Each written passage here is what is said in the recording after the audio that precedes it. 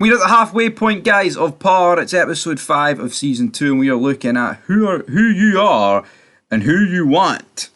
Long titles, Power, man. They always produce these big long titles, but let's see what we're going into. We have got Holly. She is being interrogated for the brunt of this episode. That is pretty much the plot line for like the whole FBI Angela side of things here, but they're not really getting anything out of her. Sax is the way in there, but obviously Angela like knows more stuff, but she's just not really being put onto this case, which I thought was intriguing at this point. I like the dynamic of this because I thought like Holly might have just been a throwaway character, but she's not a throwaway character, and you know what? This really developed her character in my opinion. We then see Ghost teammates with Stern. I'm just not a fan of this Stern guy, I'll be honest, guys. I feel like every time he's on the screen, I just don't care.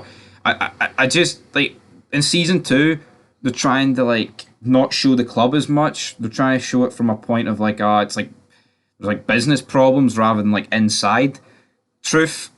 But I'm just not a fan of it, I'll be real. I'm just not really digging this, if I'm being honest. Tommy then meets with Kenan's, like, right-hand man. Kenan's crew isn't really too happy with him, if I'm being honest. They do not like Tommy. And what I didn't like about this episode, Kenan wasn't in it. Kenan did not appear. Greg, though, is tasked with going around all to Tommy's known associates, and he goes to confront James St. Patrick. He confronts Ghost himself here, but obviously Ghost is not giving much information away. He's like, I wouldn't know if Tommy's doing anything illegal, which I thought was quite something, man. It was quite something. Tommy and Ghost, well, I'll say Ghost gets a phone call for the cartel. I don't like this cartel leader guy. Honestly, I don't. Is he actually gay or something? Which I mean, there's no real issue with that, but it's just the way he like speaks into the phone.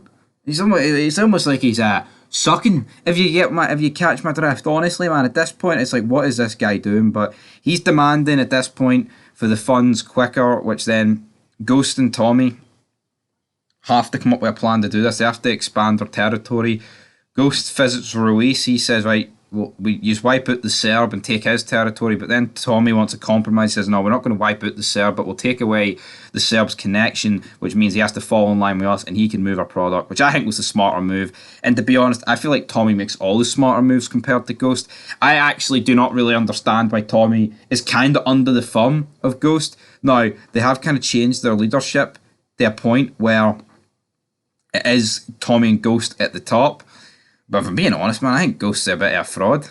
Sometimes we do see him like catching up with his son Tariq, but I mean, it was kind of a wee bit filler at the end of the day. I wasn't really a big, massive fan of this. But then the big man, Angela's boss, he goes in, he gets Holly to start talking here, and you think Holly is going to be snookered, but Angela finds out that the crime she did in Ohio went away, so they really have no right with her. But obviously Angela does not let this slide, doesn't she? Not in the slightest. Then we get a scene where Tasha confronts Tommy, and I wasn't a fan of this scene. Tommy should be like, who the fuck are you talking to?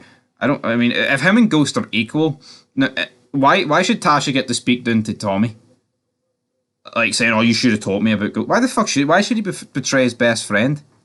Why should he do that? Why should Tommy betray his best friend for you? He is. I'm not trying to say here that Tommy is not friends with Tasha.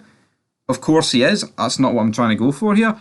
But I just don't understand why she is such a hard-on for him at this point. It's like, oh, you betrayed me, Tommy. It wasn't just Ghost, it was you. Wise up, man.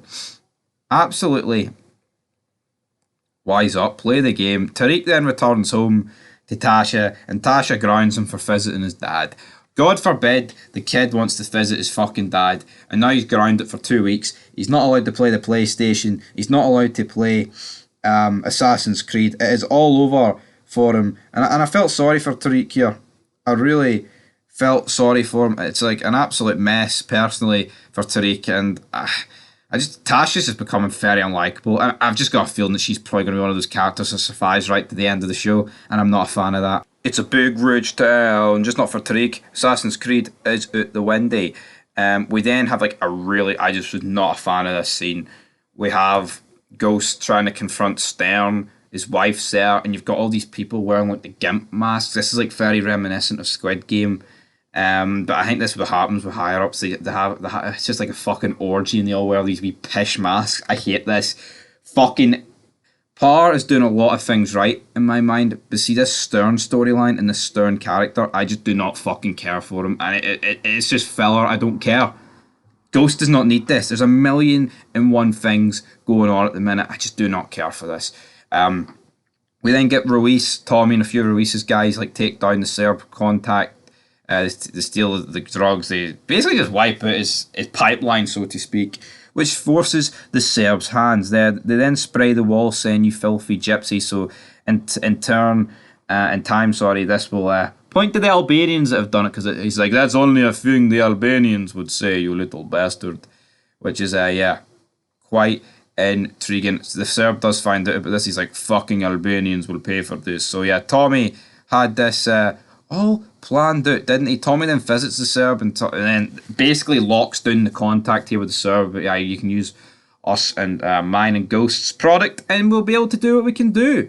Guys, they've filled the gap. They did not need to kill the Serb. And Tommy proving again, for me, why he's just the better leader here. I mean, he comes up with the smarter ideas and also just leads pretty well. Holly then gets shown a bunch of pictures of the BSKs that got killed. Of course, this was Kenan and Tommy's work, but it's not really happening here. She also gets given a sandwich and an OJ, but at this point, she's not giving up anything, so she goes to the bathroom. But at this point, Angela wants a word with her, but she notices Angela outside, and when she does, she's like, "I need you to tell me the truth, damn it." And she's like, "I know who you are. You're the Latina that Ghost was banging." And she's like, "What do you mean?" "No, Tommy's Ghost." And then this is the big reveal where Holly's like, "How would it feel if your bosses found out you were the one fucking Ghost and not me?" And then we get like a sad montage of Angela realizing like James St. Patrick is Ghost. And these two love each other. It is a bit of a sad moment. And then the episode wraps up with Angela meeting James, Ghost, whatever you want to call him at this point. And Greg spots this. And obviously he must be thinking in his head, what the hell is going on here? She's sleeping with the enemy, damn it. And not just a high school friend anymore. And then what I liked about this is she asked Ghost about, "How was your day? How was work, baby?" And of course, that's exactly what Ghost asked Angela back in episode 1 of this season when he found out her true intentions and what she does. And now she's found out his true intentions. But for me, it was a decent reveal, her finding out about Ghost, but I did not think she'd find out through Holly. I'll be brutally honest. But anyway, guys, I will give this episode a 7 out of 10. I enjoyed it. But until then, peace. Oh, hell yeah.